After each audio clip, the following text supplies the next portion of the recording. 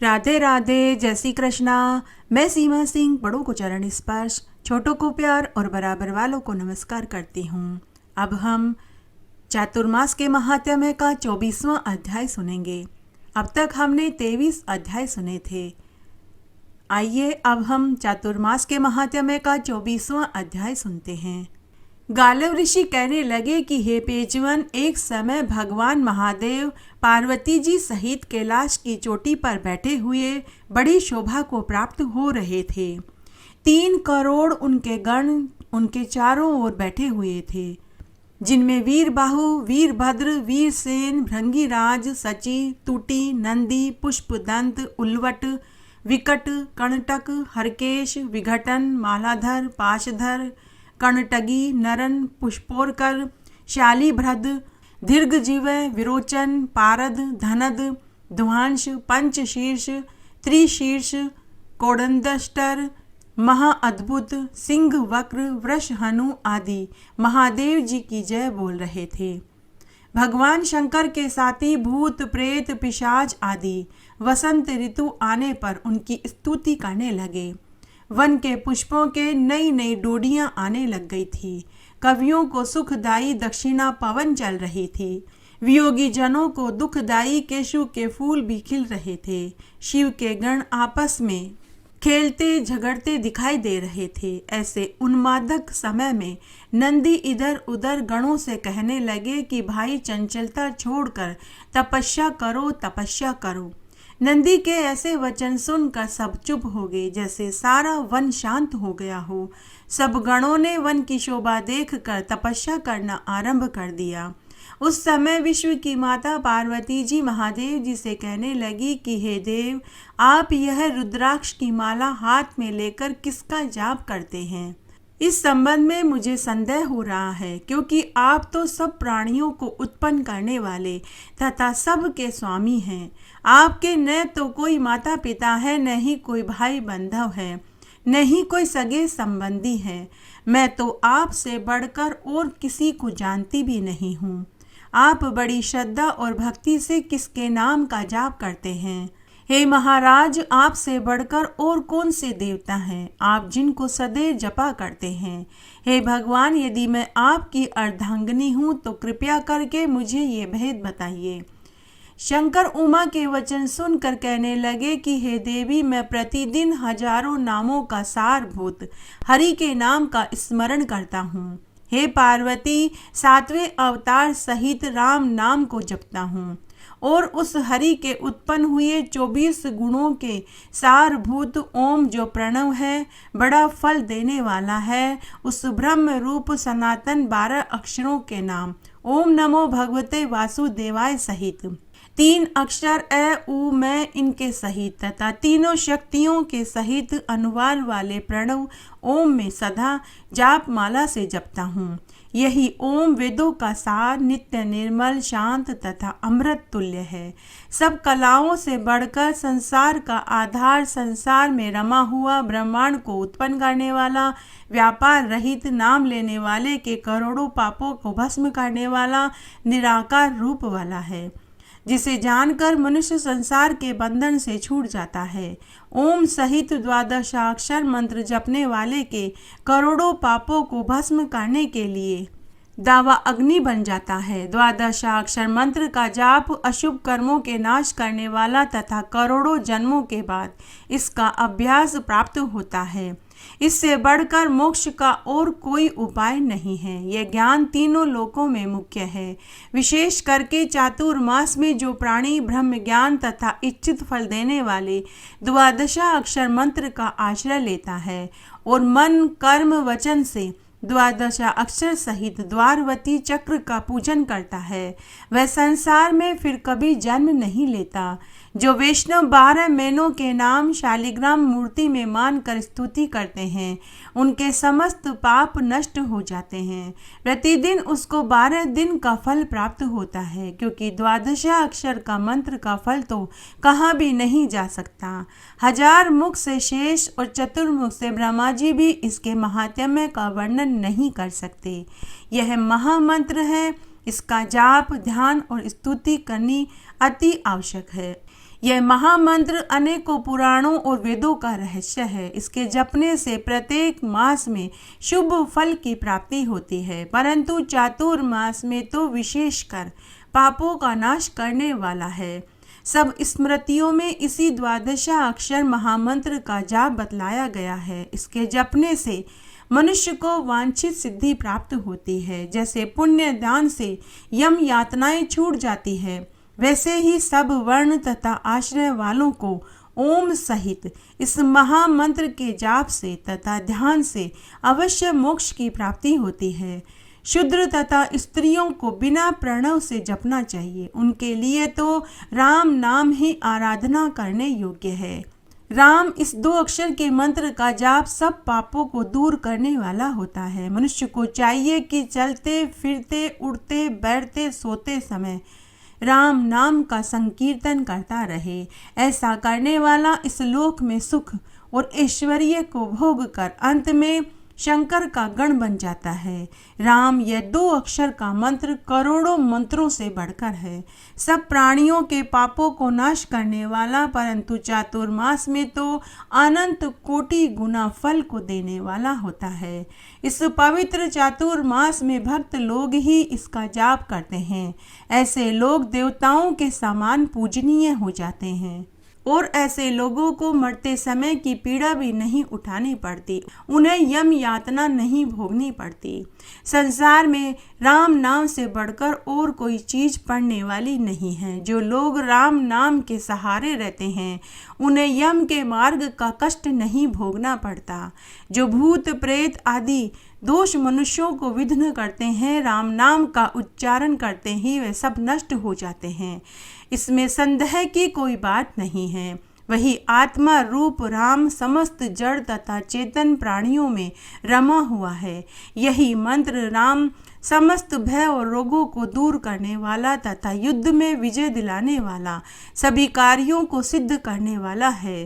रामचंद्र राम नाम यह महामंत्र सारे तीर्थों के फल को तथा ब्राह्मणों की इच्छाओं को पूर्ण करने वाला होता है। यह 2 अक्षरों का मंत्र राम संसार के सब कार्यों में सिद्धि दिलाने वाला होता है। गणों के समूह देवता लोग भी इस राम नाम को जपते हैं। शिव आगे बोले कि हे पार्वती, तू भी सदा राम नाम के जाप का स्मरण किया कर। जो राम नाम को जपता है वह सब पापों से छूट जाता है। हजारों नाम लेने से जो पुण्य फल की प्राप्ति होती है, वही पुण्य फल की प्राप्ति मात्र राम नाम का जाप लेने से ही मिल जाती है। चातुर्मास में इसका फल और भी 10 गुना बढ़ जाता है। हीन जाति के लोगों में जब पाप वासना बढ़ जाती है और वे दुखी हो जाते हैं, तो राम नाम ही उन्हें दुख से छुटकारा दिलाता है। राम ही सारे संसार में व्याप्त है तथा आत्मा रूप में सभी जीवों में भी वही राम स्मरण किया हुआ प्राणियों के जन्म जन्मांतर के छोटे बड़े पापों को जलाकर भस्म कर डालता है। नारद मुनि ब्रह्मा जी से पूछने लगे कि हे पितामह, सब गोपियों में श्री राधा जी श्री कृष्ण भगवान को क्यों अत्यंत प्यारी हुई और चातुर्मास में भगवान कृष्ण के साथ क्यों पूजनीय हुई? कृपा करके आप हमें विस्तार से बताइए। तब ब्रह्मा जी बोले कि पहले मनवंतर में पांचाल देश में प्राचीन वही नाम का एक राजा था। उसने एक बड़ा सुंदर विष्णु भगवान का मंदिर बनवाया। वहां मंदिर में नित्य ही विधि विधान से भगवान का पूजन, कीर्तन, उत्सव और नाच गाना होता था। उस गांव की एक अति सुंदर स्त्री भगवान के प्रेम में विवल होकर भगवान के सामने सुंदर नृत्य किया करती थी। एक दिन नृत्य करते करते भगवान की मूर्ति और श्रृंगार को देखकर वह ऐसे मोहित हुई कि उसके हृदय में बार बार यही लालसा उत्पन्न हुई कि भगवान मेरे गले में बाहें डालकर मेरे साथ नृत्य करे। वह पूरी रात्रि नाचती रही। इसी मनोरथ में उसने पूरी रात बिता दी।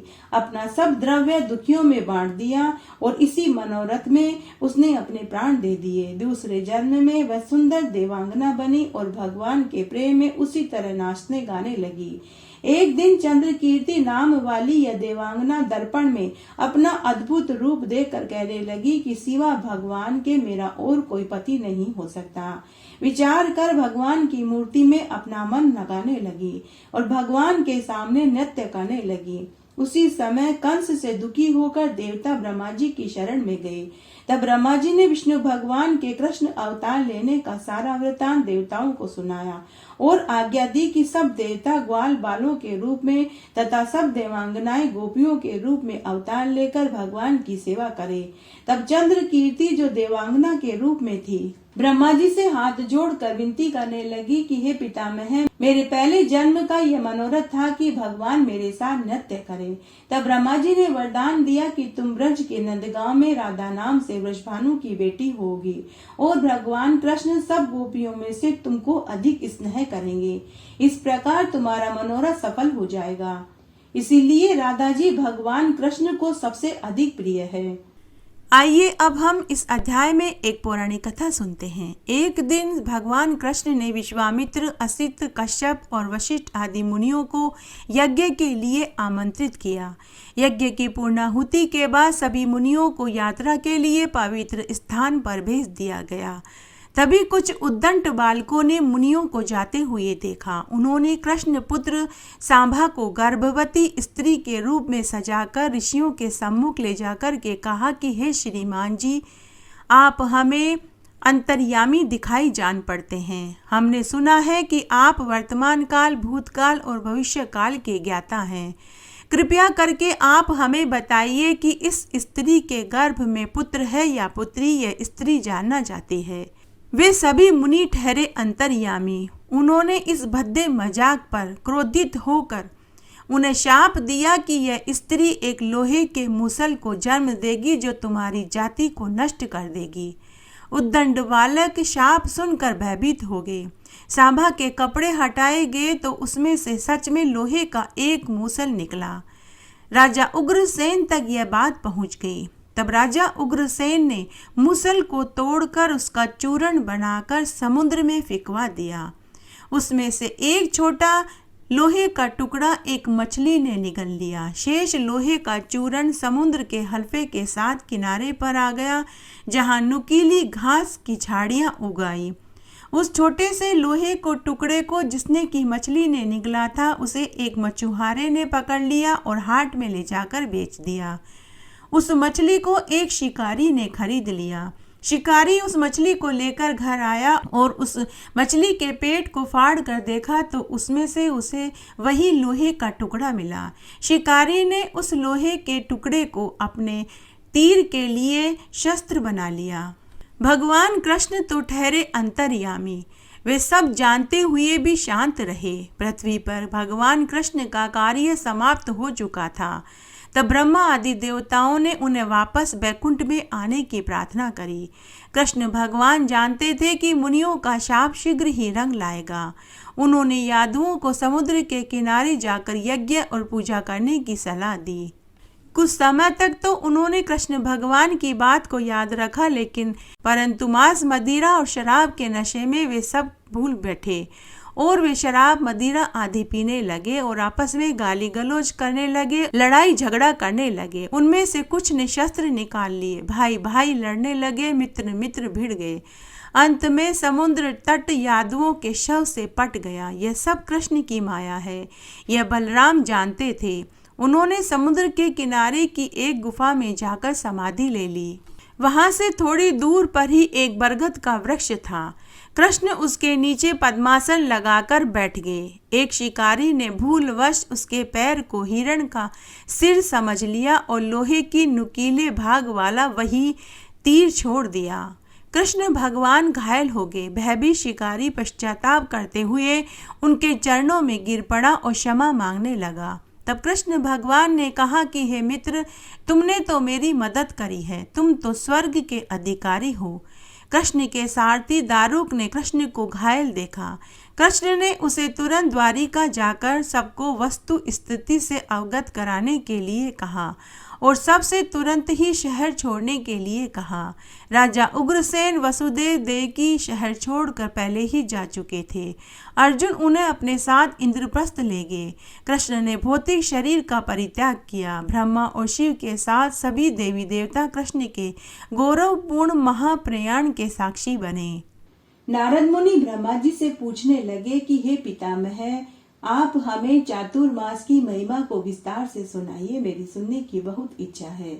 तब ब्रह्मा जी नारद मुनि से बोले कि हे नारद मुनि, आपने संपूर्ण लोक की भलाई के लिए बहुत अच्छा प्रश्न किया है, जिसको सुनने से ही चातुर्मास के फल की प्राप्ति हो जाती है। समस्त यज्ञ करने से जो पुण्य मिलता है और सभी तीर्थों में जाकर स्नान करने से जो फल की प्राप्ति होती है, उसी फल को चातुर्मास में व्रत करके ही पाया जा सकता है। तुला दान करने से जो फल मिलता है, यज्ञ, वेदाध्ययन, दान और तीर्थों में स्नान करने, संन्यास और योग करने से जो फल मिलता है, वही फल चातुर्मास में स्नान, दान, पूजन, ध्यान, मौन, जप करने से ही मिल जाता है। जो मनुष्य धर्म परायण होकर चातुर्मास का स्नान करते हैं, भगवान विष्णु उसकी समस्त मनोकामनाओं को पूरा कर देते हैं। पूरे साल स्नान, दान, पूजन, व्रत करने से जो मन वांछित फल की प्राप्ति होती है, वही फल चातुर्मास में स्नान और दान करके ही पाया जा सकता है। जो मनुष्य चातुर्मास में प्रातः काल उठकर स्नान करता है, भगवान विष्णु उसके हृदय में निवास करते हैं।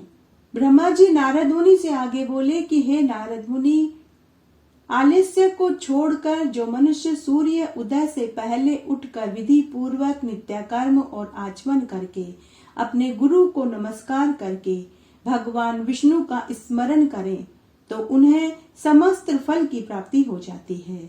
नारद मुनि ब्रह्मा जी से बोले कि हे पितामह, पुण्य कितने प्रकार के होते हैं? कृपया करके आप मुझे पुण्यों के विषय में सुनाइए। तब ब्रह्मा जी नारद मुनि से बोले कि हे पुत्र, पुण्य 3 प्रकार के होते हैं। तुलसी की मृतिका से अथवा गोपी चंदन से पुण्य को धारण करें। विद्वान लोग हरिचंदन से पुण्य को धारण करें अथवा कृष्ण और तुलसी की मृतिका को लेकर भक्ति से उर्ध्व पुण्य को धारण करें, तो भगवान विष्णु बहुत जल्दी प्रसन्न हो जाते हैं। हे नारद मुनि, तुम मुझसे गोपी चंदन का महात्म्य सुनो। जो द्वारिका की मिट्टी को हाथ में लेकर ललाट पर उर्ध्व पुण्य में धारण करता है, तो उसे कोटि गुना फल की प्राप्ति होती है। गोपी चंदन को मस्तक पर क्रियाहीन, मंत्रहीन, श्रद्धाहीन, कालहीन भी धारण करे, तो उसको संपूर्ण फल की प्राप्ति हो जाती है। जो द्विज अर्थात ब्राह्मण, क्षत्रिय, वैश्य गोपी चंदन को मनोहर पुण्य को ललाट में नित्य सुबह और रात में धारण करता है, तो उसको सूर्य ग्रहण के समय कुरुक्षेत्र में, माघ मास के समय प्रयाग में स्नान, दान, पुण्य कर्म करने जितना फल मिल जाता है। जिसके घर में गोपी चंदन रहता है, जो मनुष्य भक्ति से गोपी चंदन के पुण्य को ललाट पर धारण करता है, तो उसके घर में स्थायी लक्ष्मी का वास रहता है।